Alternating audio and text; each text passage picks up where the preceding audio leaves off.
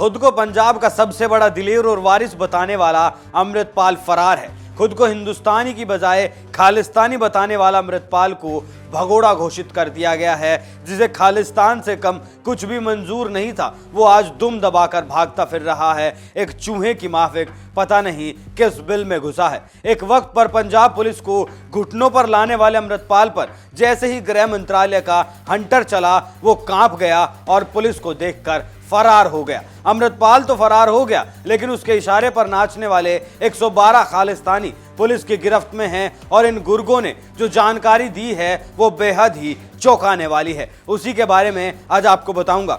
नमस्कार, NMF news देख रहे हैं आप। मैं हूं आपके साथ अभिषेक पुंडिल। अपने साथी को छुड़ाने के लिए सड़कों पर नंगा नाच करने वाले अमृतपाल पर देश की खुफिया एजेंसियां सिकंजा कसे हुए हैं। अमृतपाल मामले में जो नई जानकारी हाथ लगी है वो होश उड़ाने वाली है। वारिस पंजाब देश संगठन का प्रमुख पंजाब के युवाओं को बरगलाकर मानव बम तैयार कर रहा था। जांच एजेंसियों ने बताया कि रिहैब सेंटर की आड़ में वो युवाओं को आत्मघाती हमले करने के लिए तैयार करता था। इसके अलावा रिपोर्ट में यह भी कहा गया कि अमृतपाल नशा मुक्ति केंद्रों और गुरुद्वारों का इस्तेमाल हथियार रखने और मानव बम बनाने के लिए किया करता था। जो गुरु ग्रंथ साहिब की आड़ में पुलिस पर हमला कर सकता है, वो कुछ भी कर सकता है। इस बात से कैसे इनकार किया जा सकता है? सुरक्षा जांच एजेंसियों के तैयार किए गए डोजियर में यह दावा किया गया कि अमृतपाल सिंह युवाओं को मानव बम बनाने की ट्रेनिंग देता था। अमृतपाल के बारे में कहा गया कि वो पाकिस्तानी खुफिया एजेंसी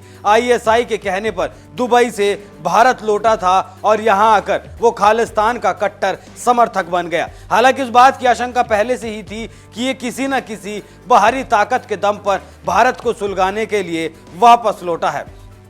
लेकिन अब यह खुलासा हो गया है पुख्ता तौर पर कि यह दुश्मन देश के साथ मिलकर देश का दुश्मन बन बैठा। पाकिस्तान से उम्मीद भी ऐसी ही की जा सकती है। आगे सुनिए जांच एजेंसियों का क्या कहना है।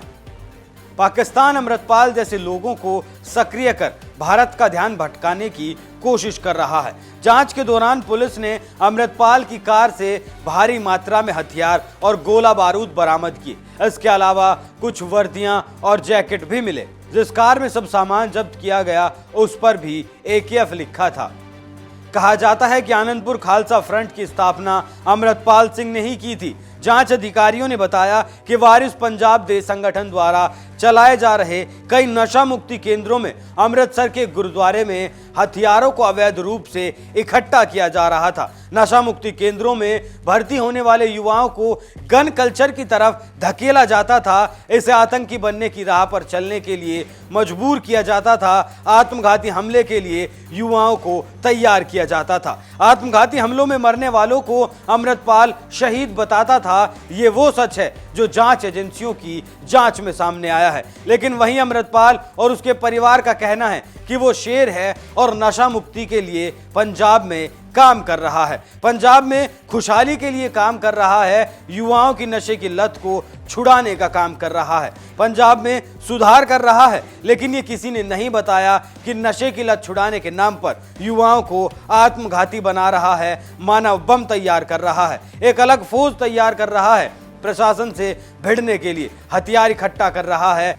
लेकिन ये भी और इसके समर्थक भी ये भूल गए कि भिंडरावाला ने भी यही काम किया था। उसने भी फौज बनाई थी, उसने भी हथियारों का जखीरा इकट्ठा किया था। लेकिन अंत क्या हुआ? एक खौफनाक रात के बाद चारों तरफ लाशें और भिंडरावाला की मौत, साथ ही तमाम मासूमों की मौत के साथ 83 सैनिक वीर गति को प्राप्त हो गए और अब अमृतपाल भी उसी रास्ते पर है। लेकिन आज जल्दी ही उसके इरादों का पर्दाफाश हो गया तो नुकसान की भरपाई की जा सकती है। भिंडरावाला को कांग्रेस ने खुली छूट दी थी, लेकिन अमृतपाल के मामले में ऐसा नहीं है। अमृतपाल को लेकर शासन और प्रशासन सख्त है। आपको बता दूं कि अमृतपाल को पकड़ने के लिए पंजाब पुलिस चप्पे चप्पे पर तैनात है। राज्य की सीमाओं को सील कर दिया गया है। अमृतपाल को उसके साथियों के साथ पकड़ने का दावा भी किया जा रहा है, लेकिन आधिकारिक तौर पर इसकी कोई पुष्टि अब तक नहीं हुई है। हालांकि इससे पहले खबर आई थी कि अमृतपाल के चाचा और ड्राइवर ने सरेंडर कर दिया है और अमृतपाल भी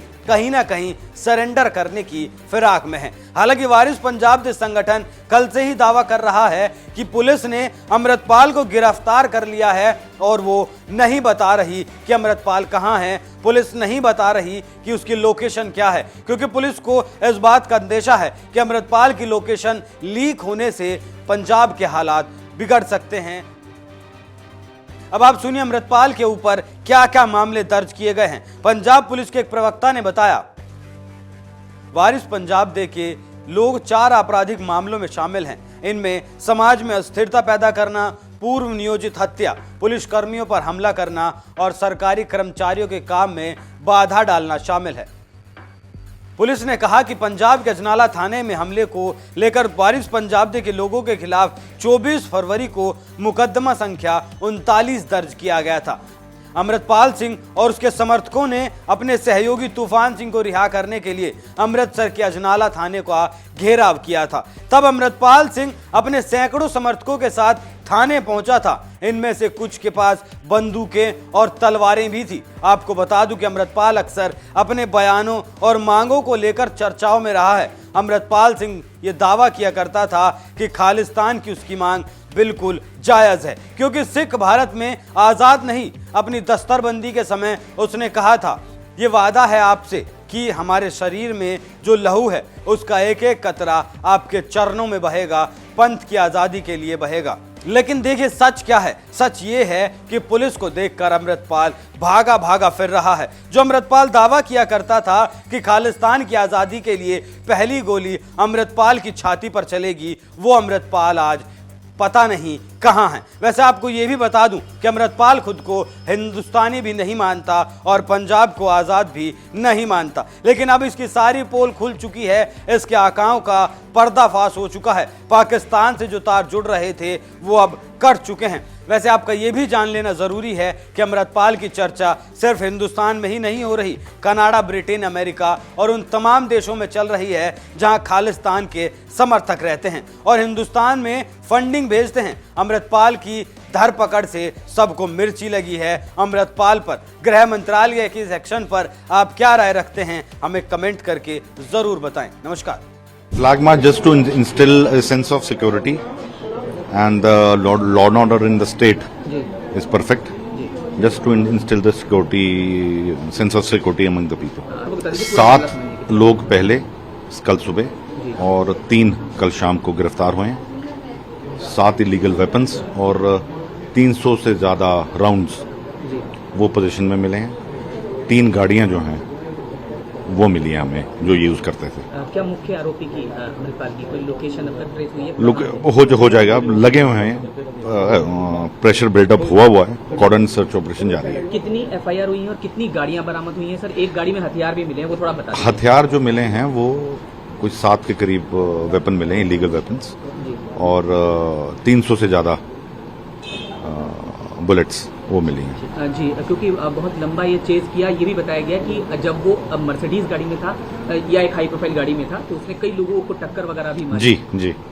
जी हुआ है पंजाब। और सर कितनी देर ये ऑपरेशन चला था, ये थोड़ा सा बताइए। ये ऑपरेशन चला था कुछ 7-8 घंटे के करीब। जी, और बस लास्ट मुझे बता दीजिए कि क्या केंद्रीय एजेंसियों को भी लूप में रखा गया है इस मामले में, और फोन रिकवर्ड है क्या, और साथ साथ और क्या चीजें जो है इन्वेस्टिगेशन जारी है। सेंट्रल एजेंसी के बारे में आपको हेडक्वार्टर से बात करना है।